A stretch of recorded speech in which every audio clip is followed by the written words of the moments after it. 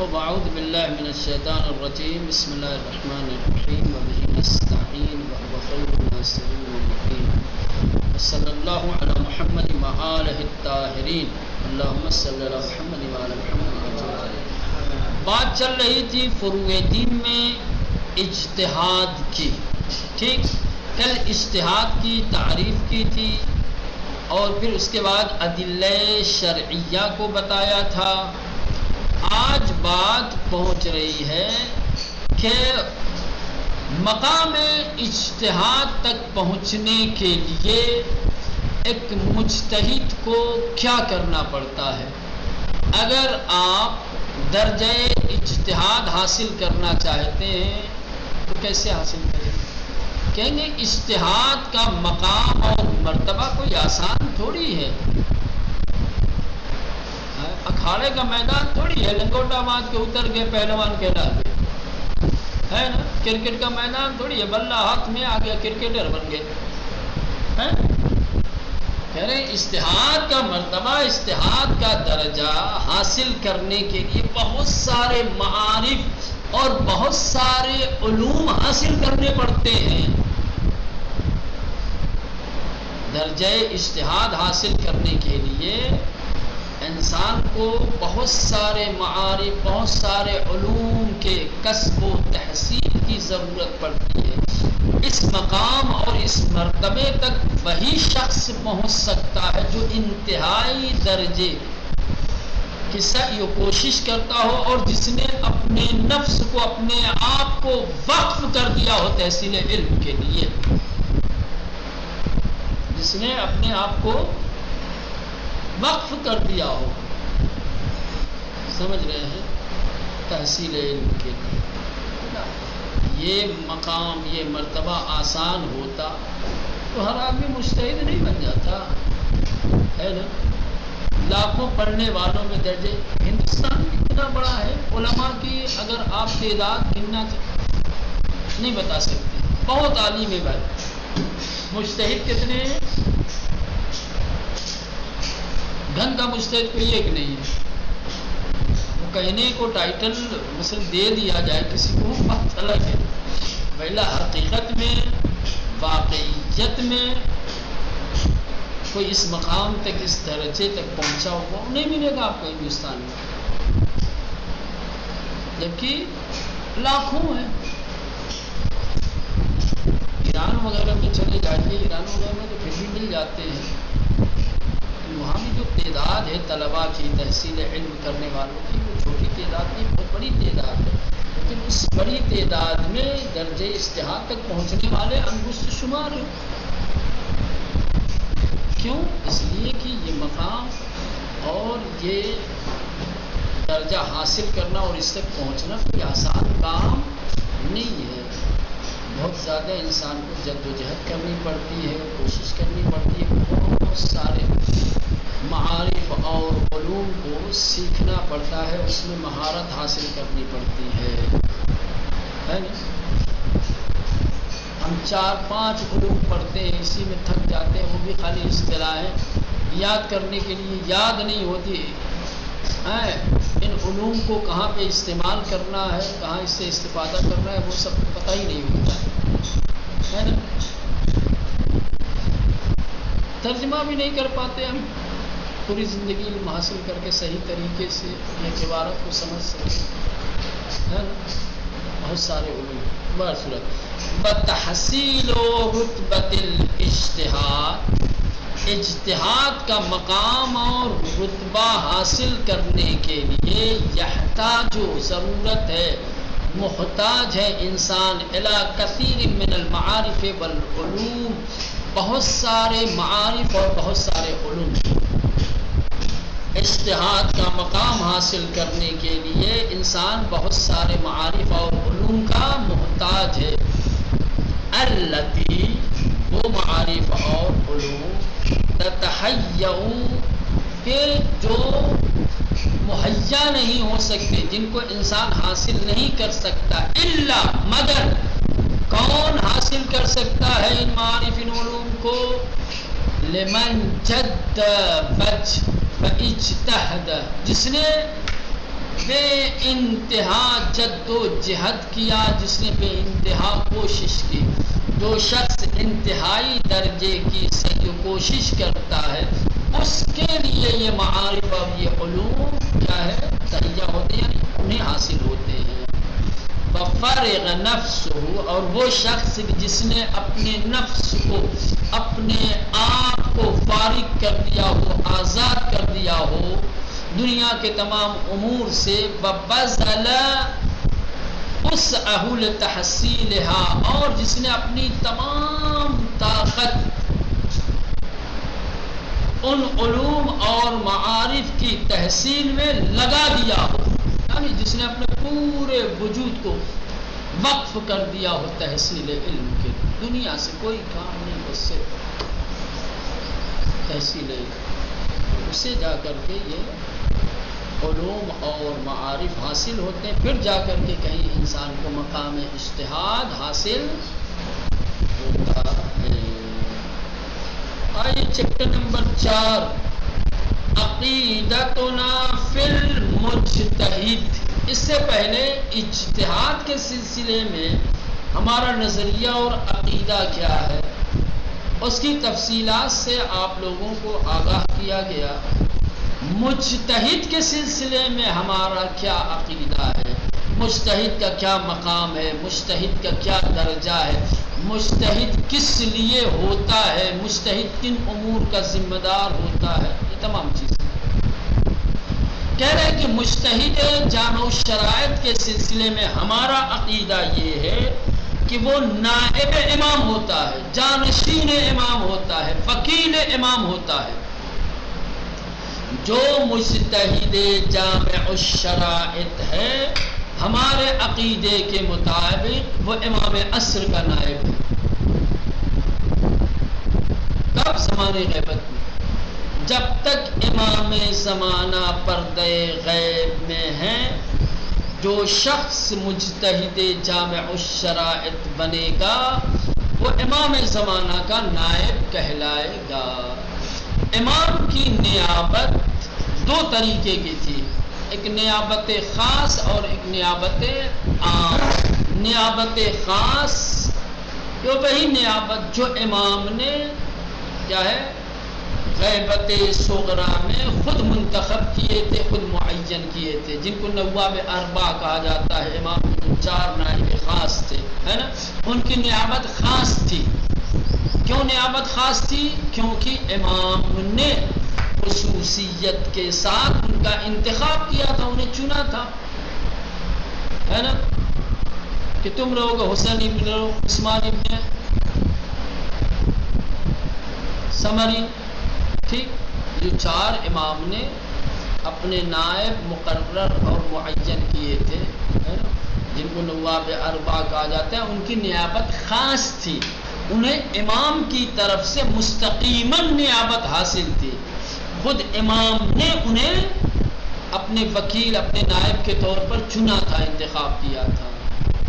جب نیابت خاص کا دور اور زمانہ ختم ہو گیا اور امام کیا ہے غیبت کبریٰ میں چلے گئے تو اب امام کی نیابت خاص تو رہی نہیں. نیابت عام ہے یا نہیں ہے؟ نیابت عام کا راستہ کھلا ہوا ہے، سمجھ رہے؟ نیابت عام کو عام اس لیے کہا جاتا ہے کہ امام منتخب نہیں کرتا کہ تم میرے نائب ہو، امام مشخص نہیں کرتا. امام نے کچھ شرائط بیان کیے ہیں، جو اپنے اندر ان شرطوں کو پیدا کر لے وہ امام کی طرف سے ان کا نائب کہلائے گا. مجتہد جامع الشرائط، مجتہد بن جاؤ اور مجتہد کی جو شرطیں ہیں وہ اپنے اندر پیدا کر لو، جو بھی کر لے، ہے نا. یہ نہیں کہ آ کے امام تھوڑی کہیں گے کہ خامنہئی صاحب تم میرے ہو، سستانی صاحب تم میرے نائب ہو، صاحب الفیضانی صاحب تم میرے نائب ہو، فلاں صاحب تم میرے نائب ہو. نا، امام نے اپنی نیابت عام کے کچھ خصوصیات، کچھ شرائط بیان کر دیے ہیں. اب جس انسان کے اندر وہ خصوصیات، وہ شرائط پیدا ہو جائیں گے وہ امام کا نائب کہلائے گا. ایک ہی زمانے میں کئی نائب بھی ہو سکتے ہیں. جن جن کے اندر وہ شرطیں پائی جائیں گی وہ سب نائب امام کہلائیں گے. اسی لیے ہر مرجع تقلید نائب امام کی حیثیت رکھتا ہے. بار صورت امام زمانہ کے غیبت کے دور میں، غیبت کے زمانے میں ہمارا عقیدہ یہ ہے کہ مجتہد جامع الشرائط امام کا نائب اور جانشین ہوتا ہے. کیا مطلب امام کا نائب اور جانشین ہوتا ہے؟ یعنی حاکم مطلق، رئیس مطلق ہے امت مسلمہ کا. حاکم مطلق ہے، رئیس مطلق ہے. جو پاور، جو اتھارٹی حضور امام کو تھا زمانے غیبت میں، وہی اتھارٹی، وہی پاور امام کے نائب کو حاصل. مسلمانوں کا حاکم ہے، سرپرست ہے، رئیس مطلق ہے. لیکن کہاں یہ مقام دیا جاتا ہے؟ کون ان مقام کو سمجھتا ہے نا؟ فرعی مسائل میں اس کے احکام کو اگر مان لے تو بڑی بات ہے. حاکم ہے اتنے اجتہاد کیوں ٹھکرا رہے کہ بھائی اجتہاد کہاں ہے دین میں؟ کیسے مجتہد ہے نا؟ کیوں تقلید کرے کسی؟ جب ایک فرعی مسائل میں دین کے فرعی مسائل میں کہ جس کا علم نہیں ہے ہمارے پاس،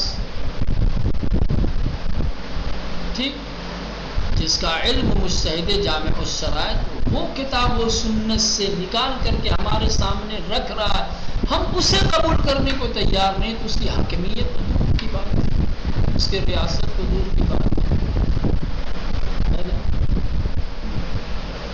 اگر حاکم مطلق، رئیس مطلق مجتہد جامع الشرائط ہے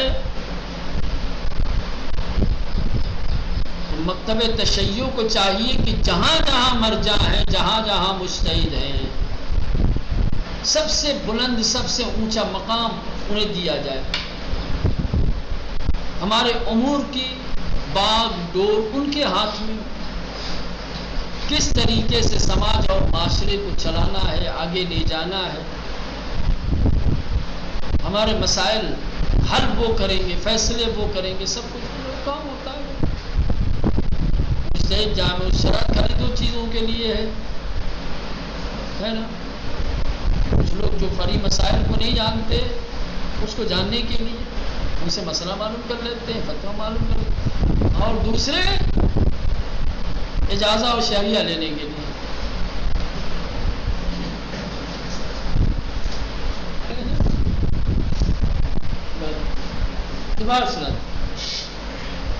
کہہ رہے ہیں کہ وہی حق جو فصل و قضایا میں لوگوں پر حکومت کا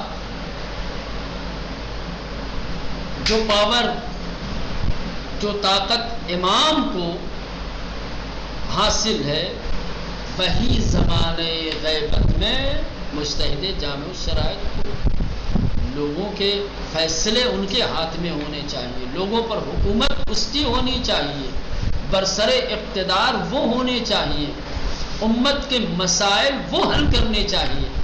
کون کر رہا ہے؟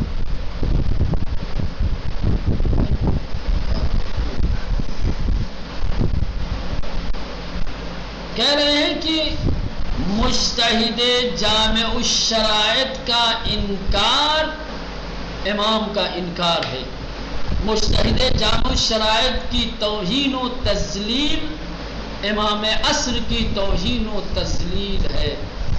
مجتہد جامع الشرائط پر کوئی اعتراض کرنا، انگلی اٹھانا امام پر ہے، اور امام پر ایسا کرنا خدا پر ہے، اور خدا پر کرنا یہ شرک کے مترادف ہے.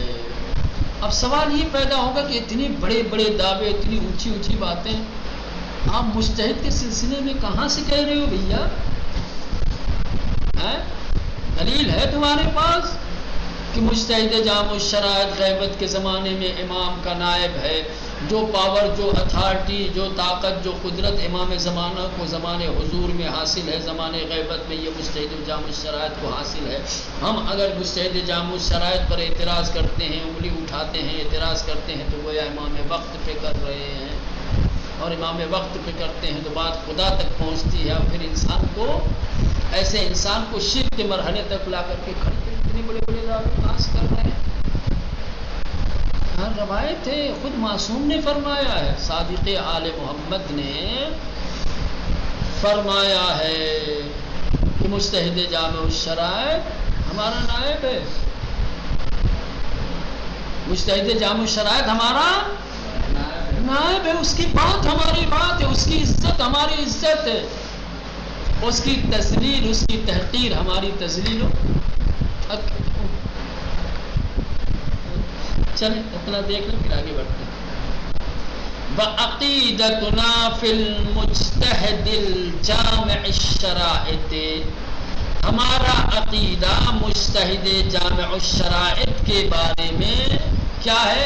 انہو، یہ ہے کہ انہو، کہ یہ مجتہد جامع الشرائط نائب للامام علیہ السلام، امام علیہ السلام کا نائب ہے، قائم مقام ہے، جانشین ہے. فی حال غیبت ہی، امام زمانہ کے غیبت کے دور میں، جب تک امام زمانہ پردے غیب میں ہے، مجتہد جامع الشرائط امام کا جانشین. کیا مطلب؟ نائب ہے، والحاکم والرئیس المطلق، یعنی مجتہد جامع الشرائط حاکم ہے، رئیس مطلق ہے، پورا پاور ہے، پوری اتھارٹی ہے. جیسے امام کی حکومت اور ریاست مطلق ہوتی ہے، ویسے اس کے نائب کی بھی حکومت اور ریاست مطلق اور تام ہے.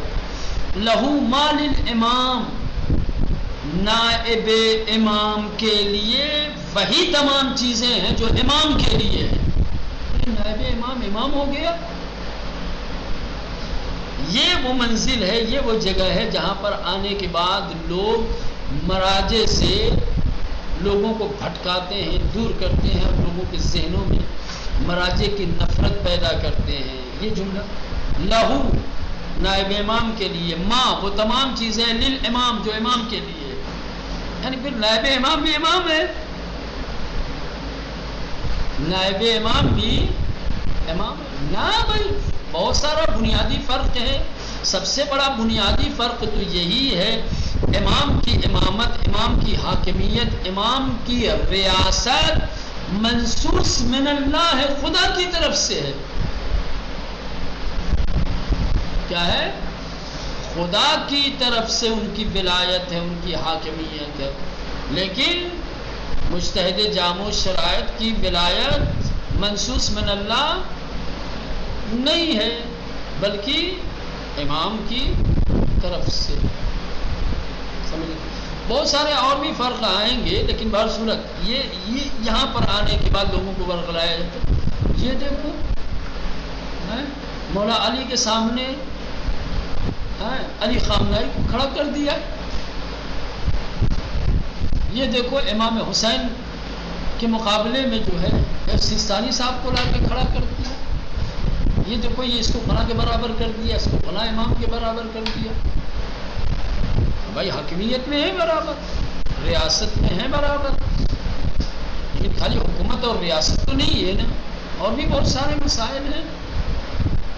ہم ان کے لیے خطا کے قائل ہیں، امام کے لیے خطا کے قائل ہے.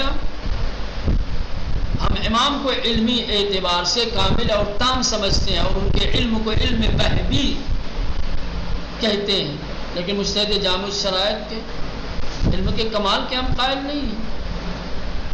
ان کے علم کو علم تام نہیں کہتے، ان کے علم کو علم وہبی نہیں کہتے، اکتسابی کہتے ہیں. امام کے لیے خطا کے ہم قائل نہیں ہیں، لیکن مجتہد کے لیے خطا کے قائل ہیں. پھر فرق ہے نا، بہت سارے فرق ہو سکتے ہے نا. اور اگر بالفرض ہم کھڑا بھی کر دیں، چلو آخری بات، ہم اگر مولا علی کے مقابلے میں مولا علی کے سامنے سید علی سیستانی یا سید علی خامنائی کو لا کر کے کھڑا بھی کر دیں، یہ کھڑا میں نے اپنی طرف سے تھوڑی کیا ہے، مجھ سے پہلے تو چھٹے امام کھڑے کر کے گئے ہیں، تو اعتراض کرنا ہے تو پہلے چھٹے امام پہ۔ امام کو نہیں پتا تھا کہ ہمارے سب میں کھڑے ہونے کے قابل نہیں ہے، کوئی دوسرا اور ہمارے علاوہ ہمارے مد مقابل ہو ہی نہیں سکتا۔ حالانکہ یہ قیاس نہیں ہے، ایسا نہیں ہے کہ تقابل کیا جائے، مطلب فرض اگر مان بھی لیا جائے کہ کوئی یہ تصور کر رہا ہے کہ امام کے سب میں لا کے کھڑا کیا تو اس کو یہ جواب دیا جا سکتا ہے کہ چلو بھائی کھڑا کرو، لہو ما للامام۔ ابھی نیچے حدیث جب آئے گی تو حدیث دیکھیے گا کہ حدیث میں امام نے کیا فرمایا، کہاں لا کر کے مجتہد جامع الشرائط کو کھڑا کیا ہے، کیا مقام اور کیا مرتبہ ان کا بیان کیا ہے امام نے۔ تو جو مرجع اور مجتہد کا مقام اور مرتبہ جو امام نے بیان کیا، اگر ہم اس کو وہ مقام و درجہ دے رہے ہیں تو آپ یہ اعتراض میرے اوپر نہیں کر رہے ہیں، بلکہ دنیا یہ نہیں سمجھے۔ اسی لیے کہا گیا ہے کہ مرجع پر اعتراض امام پر اعتراض ہے، مرجع کی توہین ایسے ہو جائے۔ چلے بار صورت رہنے دے، وقت ختم ہو گیا ہے، باقی باتیں